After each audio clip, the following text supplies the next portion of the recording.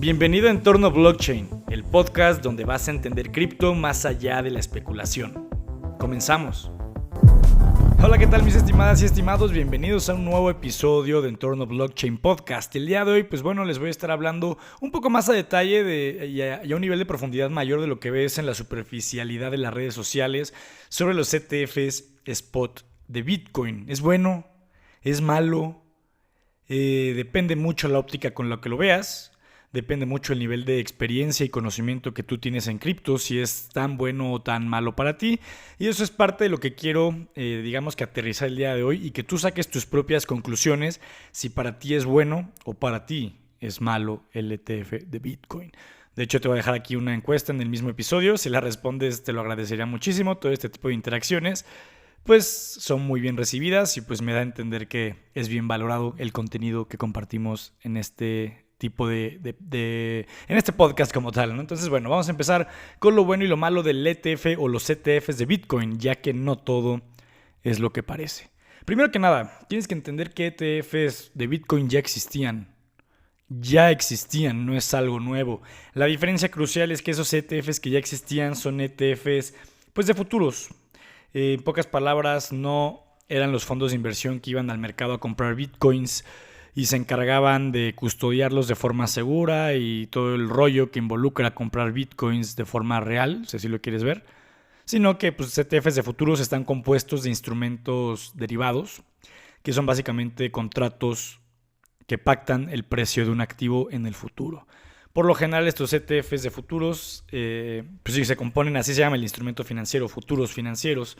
Hay otros que pueden estar compuestos también de opciones financieras, que todo esto son parte de la categoría general llamada derivados financieros, que es todo un mundo muy, muy, muy sofisticado, si a mí me preguntas, ¿no? No es apto para alguien que va empezando, es la realidad. Y la diferencia con estos ETFs spot es justamente eso: los fondos de inversión que quieren ofrecer este instrumento financiero sí tienen que comprar los bitcoins, y ya sea que ellos los custodien o que contraten los servicios de una empresa de custodia profesional. La gran mayoría de empresas que están ofreciendo sus ETFs optaron por esta segunda opción que te comento, y la gran mayoría se están apalancando de Coinbase. Coinbase es esta empresa que seguramente tú conocías por ser un exchange cripto, pero es mucho más que un exchange cripto. Y yo creo que va a ser una de las empresas más interesantes de cara al futuro cercano y mediano plazo, porque tienen muchas divisiones, ¿no? Sí es el exchange cripto que todos conocemos, pero igual tienen su capa 2 de Ethereum, ¿no? Si así lo quieres ver, es su propia blockchain. También tienen su servicio de custodia institucional, ¿no? En donde seguramente se están forrando de billete, y más cosas que tiene Coinbase y que seguramente irá teniendo como tal. Pero ahora sí vamos a empezar con esta parte de lo bueno y lo malo del ETF spot de Bitcoin. Voy a empezar con lo bueno porque yo en general, si me tuviera que decantar por una postura, sí lo veo como algo más positivo que negativo, si a mí me preguntas, es la realidad. Y el primer punto bueno que veo con todo esto, ¿cuál es? La parte de que esto le va a permitir tener mayor accesibilidad al público general a Bitcoin. El público general, o los que no somos, los que no son unos crypto degens, ¿no? Los crypto bros, los que no están hablando de Bitcoin en la cena navideña o en la peda con sus compadres, gente normal, vamos a dejarlo así, obviamente para ellos todo esto del mundo cripto o del Bitcoin o las criptomonedas, era algo ajeno, era algo que no entendían, algo muy especulativo, riesgoso, una apuesta, changos que valían millones de dólares. ¿Qué carajos es esto? Básicamente así es como piensa una persona normal. ¿Tú eres una persona normal o estás más de mi lado como un crypto bro? Estaría bien que saques esa conclusión de forma propia. Pero mayor accesibilidad a ese tipo de personas. ¿Por qué? Porque ellos ya no se van a tener que poner a estudiar sobre la complejidad de este mundo, que es un exchange, y por qué de un exchange tengo que mandar mis criptos a una wallet. ¿Qué es esto de autocustodia? Llave pública y llave privada, ¿para qué sirve cada una? Y si pierdo mi llave privada, ¿qué? ¿Le puedo llamar al soporte al cliente de Bitcoin? ¿O cuál es el Twitter del CEO de Bitcoin para pedirle que me eche la mano? Ese tipo de cosas que obviamente no existen, o que era algo muy complejo en este ecosistema para alguien que apenas iba empezando, ya no va a tener que pasar por esa curva de aprendizaje que nosotros sí tuvimos que pasar y que no fue nada sencillo, es la realidad. Tú ya puedes exponerte a Bitcoin de forma más accesible porque simplemente tienes que comprar títulos de un ETF, así como compras títulos del S&P 500, bueno, de un fondo indexado que está indexado tal cual al S&P 500, o como compras el ETF de empresas mexicanas o empresas de biotecnología, empresas de toda la bolsa de valores de Estados Unidos. Hay muchos tipos de ETFs y ahorita llegó el de Bitcoin. Entonces, mayor accesibilidad para el público general, gente que invierte en la bolsa, porque esto es poder exponerte a Bitcoin a partir de la bolsa de valores. Gente que invierte en la bolsa claramente es mucho más grande o voluminosa que la que invierte en criptomonedas. Entonces, bueno, mayor accesibilidad hacia ese público general y eso pues como consecuencia es mayor adopción. Y ya no solo hablemos de adopción del público general como tú y como yo, que somos personas que nuestras órdenes de Bitcoin son de 100, 500, $1,000. No, mayor adopción también institucional, los que realmente manejan la lana. Sobre todo igual muchas pensiones, pues los que manejan las pensiones pues depositan la lana de los usuarios en diferentes tipos de fondos. Pues aquí ya van a tener una alternativa para meter lana de un pequeño porcentaje, claro que sí, pero de algunas depositantes que algún día pretenden pensionarse, pues parte de su lana puede estar en ETFs de Bitcoin. Era muy difícil pensar en esto, por no decir imposible, si no llegaban los ETFs spot, porque este tipo de fondos pues no están especializados en esta parte de comprar el Bitcoin, custodiarlo y ofrecer un activo subyacente que básicamente replique los Bitcoins que ellos tienen holdeados. Entonces, mayor adopción, no solo de personas como tú y como yo, que no representamos la parte importante del mercado, es la realidad, sino también las instituciones financieras. Y esto también le va cambiando un poco la perspectiva de la gente que tiene sobre Bitcoin. Esto es un paso más allá para la aceptación de Bitcoin como instrumento o activo financiero. Ya no es la oveja negra de las finanzas. ¿Cuántos comentarios no leíamos la década pasada en donde pues muchas personas relevantes del sector financiero, económico y político criticaban a Bitcoin diciendo que era una herramienta que solo servía para lavar dinero? Eso lo dijo Larry Fink, CEO de BlackRock, y a día de hoy Larry Fink es prácticamente el mayor optimista de Bitcoin en Wall Street. Jamie Dimon igual decía que era algo inservible para lavar dinero. Incluso Jamie Dimon es el CEO de JP Morgan, para que lo tengas en consideración, el banco más importante del mundo, ni más ni menos. Pues bueno, esa persona igual la década pasada tal cual dijo que si alguno de sus empleados compraba Bitcoin, él lo iba a despedir porque él no estaba para andar empleando idiotas. Tal cual así lo dijo, ¿eh? Y pues bueno, también Jamie Dimon es alguien a quien le ha costado un poco más, digamos que, revertir sus opiniones, pero ahí va poco a poco con sus momentos más humildes, cada vez más cerca de reconocerlos. Pero bueno, Bitcoin era eso, era la oveja negra de las finanzas. Era algo que como era digital, pues para muchos no tenía valor, ¿no? Porque hay mucha gente old school todavía en este sector, que pues bueno, estaban acostumbrados obviamente a la moneda, el billetito, probablemente la tarjeta de crédito que es un plástico, ¿no? Cuando a día de hoy pues ya las tarjetas de crédito también pueden ser digitales. ¿Cuántos de ustedes no han utilizado alguna vez el Google Pay o el Apple Pay pues para pagar de forma digital? En México todavía no está muy adaptado el sistema de pagos para esto. Yo les puedo decir, yo estoy viviendo por ejemplo en España unos meses y ahí sí ya todo lo pagaba con mi celular. Es algo que poco a poco va a empezar a llegar a mercados emergentes, pues como lo es México y como probablemente lo sea tu país que estás escuchando esto. Porque bueno, este podcast afortunadamente se escucha en gran parte de Latinoamérica, en Estados Unidos, en España y en otros países más. Pero bueno, esto es un paso más allá para la aceptación general de Bitcoin y que pase a ser de la oveja negra de las finanzas o algo apestado a realmente algo interesante que puede adaptarse a la estrategia de inversión de más de una persona. Y pues sí, esto en pocas palabras le da la posibilidad a una persona de que se exponga a los movimientos de Bitcoin, ya sea subidas o bajadas, ¿no? Es la realidad. Ya sabemos que Bitcoin en el corto plazo es muy, pero muy volátil. Pero en el largo plazo, por sus propiedades y características, tiende a apreciarse. Y no solo las propiedades propias o características propias de Bitcoin, sino las características con lo que se compara Bitcoin, que en este caso puede ser el dólar. Mientras una cosa tiene una oferta infinita y no dejan de crear más y más y más como el dólar, pues ya sabemos que Bitcoin solo van a existir 21 millones. Esas son como características que puedes ver de un elemento y del otro, que puestas comparándolas, por así decirlo, pues hacen más fuerte a uno que a otro en el largo plazo. En el corto es muy volátil, especulativo y lo que me digas. Ahora sí, ya te hablé de cosas que yo considero buenas. Te voy a hablar de cosas que considero malas para cerrar este episodio. Número uno, personalmente hablando, creo que esto le da mayor facilidad para la manipulación institucional.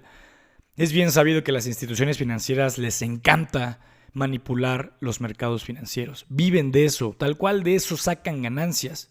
Las instituciones financieras manejan billions, ¿no? O sea, miles de millones de dólares. Es muy difícil estar moviendo esa cantidad de dinero, o sea, comprando, vendiendo, comprando, vendiendo. Entonces, bueno, obviamente, pues para hacerse de liquidez, pues les gusta también crear un poco de pánico en los mercados, ¿no? Para que la gente salga a vender y sean las instituciones las que tengan que comprar. Y del otro lado lo opuesto, ¿no? Igual manipulan ahí a los medios de noticias para que hablen muchas cosas buenas exageradas, para que ahí la gente lo lea, se emocione y quiera comprar, y ahí las instituciones financieras puedan vender, ¿no? Entonces, esto le va a dar un poco más de incentivo a las instituciones financieras para hacer esta manipulación de diferentes activos financieros, bueno, como lo hacen con otros activos financieros, pero ahora con Bitcoin.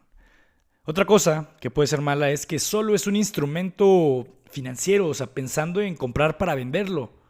Porque como te decía, es un ETF, tú lo estás comprando para eventualmente venderlo, ¿no? Para exponerte a una posible subida de Bitcoin y tan. No es un ETF que te pague dividendos, porque pues Bitcoin no es un activo productivo como si fuera una empresa, obviamente.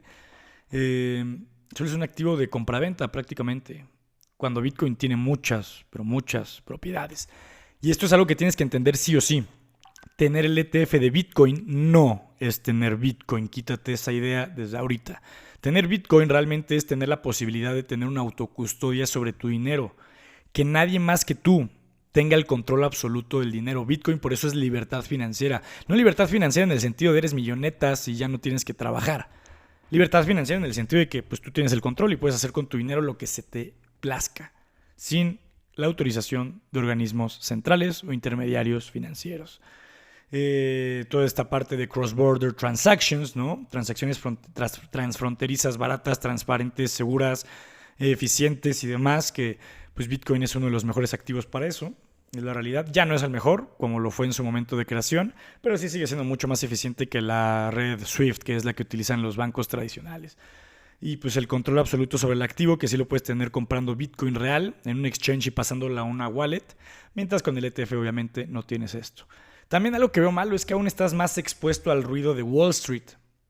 No lleva ni 2 semanas el ETF cotizando a día de hoy que estoy grabando y ya tenías a Jim Cramer diciendo sus pendejadas diario, ¿no? Perdón la palabra si estás escuchando esto en horario familiar, pero pues la verdad es que no hay otra palabra para definir lo que hace Jim Cramer. ¿Quién es Jim Cramer? Pues bueno, una persona que se pone que tiene un programa de televisión diario ahí en Estados Unidos en donde se pone a decir tal cual pendejadas sobre la bolsa de valores. ¿Para qué? Pues para generar pánico en los inversionistas. Y por lo general, pues va alineado con la manipulación de las instituciones financieras que te comentaba hace unos minutos. Jim Cramer sale a decir, vende este activo, es una basura, ya llegó a su piso, a su techo, va a caer, no sé qué. Justamente alineado con lo que buscan las instituciones financieras. Hay muchos venden, pero luego acaba subiendo todo lo que dice Cramer que va a bajar y viceversa. Es tal cual, eso pasa muy seguido, que pues ya llegó al nivel de que hay un indicador que apuesta a lo opuesto que diga Jim Cramer para que te des una idea. Y lo de Jim Cramer es el fiel reflejo de la manipulación de las instituciones financieras que te estaba comentando. Algo malo que veo igual es que tú al comprar un ETF, el ETF que sea, no solo el de Bitcoin, pues bueno, obviamente tú tienes que pagar una comisión que te van a estar cobrando de forma anual. ¿Por qué? Sencillo. Tú al comprar un ETF, estás comprando un pedazo de un fondo de inversión. Y ese fondo de inversión se está encargando de comprar algunos activos financieros para a ti darte la exposición a esos activos financieros de forma eficiente. ¿A qué voy con esto? ¿Tú quieres invertir en las 500 empresas más valiosas de Estados Unidos? Pues hay de 2 opciones. Compras las 500 acciones por tu propia cuenta, pero eso es algo ineficiente y muy costoso. O la otra es comprar un ETF, que ese fondo de inversión se encargue de comprar las 500 acciones por ti y tú nada más compras un título de ese ETF. Entonces, bueno, eso es una chamba y bastante honorable, es la realidad. Entonces, pues quien maneja eso, pues tiene que comer, tiene que alimentar a su familia. ¿Y de dónde viene ese dinero para alimentar a su familia? Pues de esas comisiones que cobra el ETF. La verdad es que las comisiones a día de hoy están bastante competitivas, son considerablemente bajas. No es nada que te deba quitar el sueño. Pero bueno, las pagas. A diferencia de tener tu Bitcoin en tu cold wallet, no las vas a pagar. Y otro punto importante es que está generándose la duda de que si esto es un caballo de Troya, sobre si es un primer paso en el que Wall Street quiere apropiarse o tener más control sobre Bitcoin. Recuerden que una de las propiedades más importantes y características de Bitcoin es la descentralización. No hay alguien que lo pueda controlar. Pero pues Wall Street obviamente le encanta este sentimiento de control. Es la realidad. Así son las cosas. Entonces muchos ven esto como un posible caballo de Troya para ver si es un primer paso para ver cómo pueden llegar a controlar Bitcoin. No lo sé, esta es una teoría conspirativa, no me hagas mucho caso, pero a mí me puede hacer un poco de sentido y no creo que esté de más descartar este punto. Pero bueno, ahora sí para terminar. Oye Mike, ¿es bueno o malo el ETF de Bitcoin? Si no te ha quedado claro, pues hay dos cosas que tienes que tomar en cuenta. Número uno, conócete mejor como inversionista, compadre, porque tal cual esto es una decisión muy personal. ¿Es bueno o malo para ti? ¿Es bueno o malo para él? ¿Es bueno o malo para mí? Para mí, Miguel Bernal, te puedo decir que no. Yo prefiero comprar mis bitcoins, obviamente, en un exchange y tenerlos en mi wallet, en el mejor de los casos. Porque yo ya conozco las ventajas de la autocustodia. Yo ya conozco las propiedades que puedo tener con bitcoin, más allá de comprarlo barato y venderlo caro, es la realidad. Yo he usado muchas veces bitcoin para mover miles de dólares entre países de forma barata. Yo conozco las propiedades de Bitcoin. No sé si es tu caso. Si no es tu caso y no dominas esto, claro que sí, el ETF puede ser una excelente herramienta para empezar a involucrarte en este ecosistema, para empezar a exponerte a las posibles apreciaciones de Bitcoin que pueden tener, sobre todo en el largo plazo, y muchas cosas más. La verdad es que puede ser un buen primer paso para que te vayas adentrando a este emocionante ecosistema. Entonces, este episodio envíaselo a tu amigo que nunca ha invertido en Bitcoin y que a partir de esto crees que pueda ser una buena opción para que se vaya adentrando a esto. La verdad es que yo creo que este episodio le puede ayudar a entender un poco más a detalle de lo bueno y lo malo del ETF Spot o ETFs Spot de Bitcoin. Pero bueno, básicamente lo que te quería compartir. Espero que te hayas llevado valor de este episodio. Responde la encuesta que te dejé aquí en el episodio. Califica el podcast, por favor. Cada vez nos escucha un poco más de gente, pero son pocos los que realmente califican el podcast. Me ayudarían muchísimo, por favor. Eso, pues al final de cuentas, el algoritmo de Spotify nos ayuda a impulsarnos y a estar cada vez mejor posicionados. Entonces, bueno, ahora sí, mis estimadas y estimados, sin nada más que agregar, espero que te haya servido mucho este episodio y se vienen episodios mucho más interesantes a lo largo de este año. Entonces, bueno, cuídate mucho y nos escuchamos en el siguiente episodio de Entorno Blockchain Podcast.